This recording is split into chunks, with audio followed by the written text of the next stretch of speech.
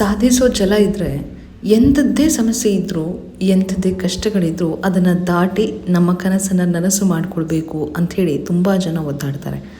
ಕೆಲವರಿಗೆ ಚಿಕ್ಕ ಚಿಕ್ಕ ಸಮಸ್ಯೆಗಳಿದ್ರಾದರೆ ಇನ್ನೂ ಕೆಲವರಿಗೆ ಎದ್ದು ಬರೋಕ್ಕೆ ಆಗೋದೇ ಇಲ್ವೇನೋ ಅನ್ನುವಂಥ ಸಮಸ್ಯೆಗಳು ತಮ್ಮನ್ನು ಕಾಡ್ತಾನೆ ಇರುತ್ತವೆ. ಆದರೆ ಚಿಕ್ಕ ಚಿಕ್ಕ ಸಮಸ್ಯೆಗಳಿಗೂ ಸೊಲ್ಯೂಷನ್ ಇದೆ, ದೊಡ್ಡ ಸಮಸ್ಯೆಗಳಿಗೂ ಸೊಲ್ಯೂಷನ್ ಇದೆ ಅನ್ನೋದನ್ನು ಮರೆತಂಥ ನಾವುಗಳು ನನ್ನ ಕೈಲಿ ಆಗಲ್ವೇನೋ ಬಿಟ್ಬಿಡೋಣ ಅಂಥೇಳಿ ಗಿವ್ ಅಪ್ ಮಾಡಿಬಿಟ್ಟು ಕೂತ್ಕೊಳ್ತೀವಿ. ಆದರೆ ನಾನು ಹೇಳ್ತಿರೋ ಕಥೆಗಳಿದೆಯಲ್ಲ ಅದೆಲ್ಲವೂ ಕೂಡ ನಿಮಗೆ ಮೋಟಿವೇಟ್ ಮಾಡ್ತಾ ಎಂಥದ್ದೇ ಸಮಸ್ಯೆಗಳು ಅದು ಚಿಕ್ಕದಾಗಲಿ ದೊಡ್ಡದಾಗಲಿ ಅದನ್ನು ದಾಟಿ ನಾನು ಮಾಡ್ತೀನಿ ಅಂತ ಹೇಳಿ ಗೆದ್ದವರ ಕಥೆಗಳು. ನಿಮಗೆಲ್ಲರಿಗೂ ಕೂಡ ಯಂಗ್ ಕ್ರಿಕೆಟರ್ ರಿಷಬ್ ಪಂತ್ಗೆ ಆಕ್ಸಿಡೆಂಟ್ ಆಗಿದ್ದು ಕೂಡ ನಿಮಗೆ ಗೊತ್ತಿರ್ಬೋದು. ರಿಷಬ್ ಪಂತ್ ಏನೆಲ್ಲ ಫೇಸ್ ಮಾಡಿದ್ದಾರೆ ಅವರ ಲೈಫ್ನಲ್ಲಿ ಅನ್ನೋದು ಕೂಡ ಕೆಲವರಿಗೆ ಗೊತ್ತಿರುತ್ತೆ.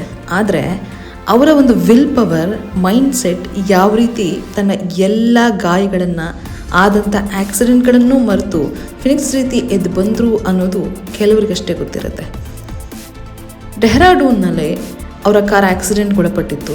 ನ್ಯೂ ಇಯರ್ ವಿಚಾರವಾಗಿ ಅವರ ಮನೆಗೆ ಅಂದರೆ ರೂರ್ಕಿಯಲ್ಲಿರುವಂಥ ಅವ್ರ ಮನೆಗೆ ಹೊರಟಾಗಂಥ ಸಂದರ್ಭದಲ್ಲಿ ಅವ್ರ ಕಾರ್ಗೆ ಬೆಂಕಿ ಹೊತ್ಕೊಳ್ಳುತ್ತೆ. ಆ ಸಂದರ್ಭದಲ್ಲಿ ರಿಷಬ್ ಪಂತ್ ಗಂಭೀರವಾಗಿ ಗಾಯಗೊಂಡ್ತಾರೆ. ತಲೆಗೆ, ಕೈಗೆ, ಕಾಲಿಗೆ ಎಲ್ಲ ಕಡೆ ಗಂಭೀರವಾದಂಥ ಗಾಯಗಳಾಗ್ಬಿಡುತ್ತೆ. ಇನ್ನೇನು ರಿಷಬ್ ಪಂತ್ ಉಳಿಯಲ್ವೇನೋ ಅನ್ನುವಂಥ ಸಾಕಷ್ಟು ಅನುಮಾನಗಳು ಕೂಡ ಎದುರಾಗಿರುತ್ತೆ. ರಿಷಬ್ ಪಂತನ ಆಸ್ಪತ್ರೆಗೂ ಕೂಡ ಸೇರಿಸಲಾಗುತ್ತೆ. ವೈದ್ಯರು ಕೂಡ ಒಂದು ರೀತಿ ಅಚ್ಚರಿಪಟ್ಟರು, ಇವ್ರು ಬದುಕ್ತಾರಾ ಇಲ್ವಾ ಅನ್ನುವಂಥ ಅನುಮಾನ ಕೂಡ ಇತ್ತು.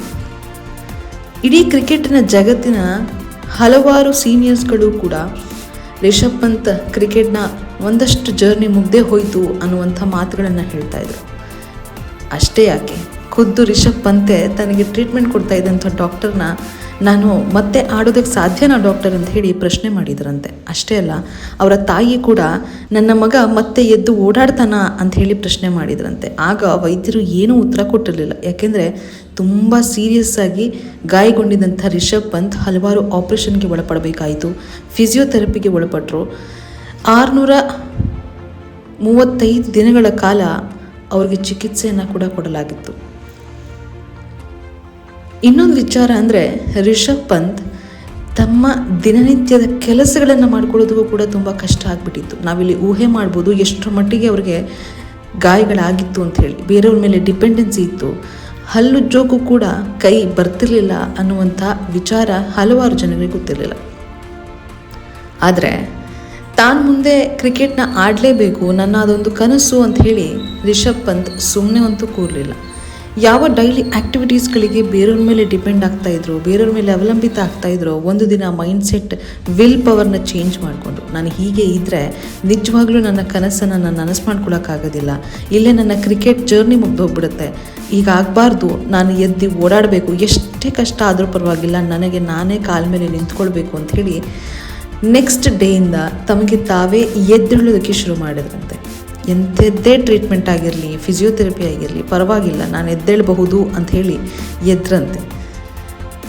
ಟ್ರೀಟ್ಮೆಂಟ್ ತಗೊಳ್ತಾ ಇದ್ದಂಥ ರಿಷಬ್ ಪಂತ್ನ ರಿಕವರಿ ನೋಡಿ ಡಾಕ್ಟರೇ ಒಂದು ರೀತಿ ಶಾಕ್ಗೆ ಒಳಪಟ್ಟಿದ್ರಂತೆ. ಯಾಕೆಂದರೆ ಅವ್ರಿಗೆ ಒಂದಷ್ಟು ವರ್ಷಗಳ ಕಾಲ ಎದ್ದೇಳೋದಕ್ಕಾಗೋದಿಲ್ಲ, ಸೀರಿಯಸ್ ಆಗಿ ಇಶ್ಯೂ ಆಗಿದೆ ಅಂಥೇಳಿ ಡಾಕ್ಟರ್ ಹೇಳಿದಾಗ ರಿಷಬ್ ಪಂತ್ ಈ ರೀತಿ ಎದ್ದು ತಮ್ಮ ಡೈಲಿ ಆ್ಯಕ್ಟಿವಿಟೀಸ್ಗಳನ್ನು ತಾವೇ ಮಾಡ್ಕೊಳ್ತಾ ಇರೋದನ್ನು ನೋಡಿ ಡಾಕ್ಟರ್ ಅಚ್ಚರಿ ಒಳಪಟ್ಟಿದ್ರಂತೆ.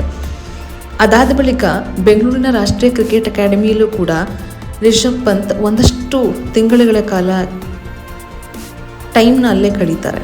ಯಾಕೆಂದರೆ ಅವ್ರಿಗೆ ಕ್ರಿಕೆಟ್ ಅನ್ನೋದೇ ಒಂದು ದೊಡ್ಡ ಜಗತ್ತು, ಅದೇ ಅವರ ಪ್ರಪಂಚ ಆಗಿರುತ್ತೆ. ಅದಾದಮೇಲೆ ಅವರು ಇಂಡಿಯನ್ ಜೆರ್ಸಿ ತೊಟ್ಟು ಮತ್ತೆ ಕ್ರಿಕೆಟ್ ಅಖಾಡಕ್ಕೆ ಬರ್ತಾರೆ. ಇತ್ತೀಚೆಗಷ್ಟೇ IPLನ ಲಕ್ನೋ ಜೈಂಟ್ಸ್ನಲ್ಲೂ ಕೂಡ ನೀವು ನೋಡಿರ್ಬೋದು ಅವ್ರನ್ನ ನಾಯಕನಾಗಿ.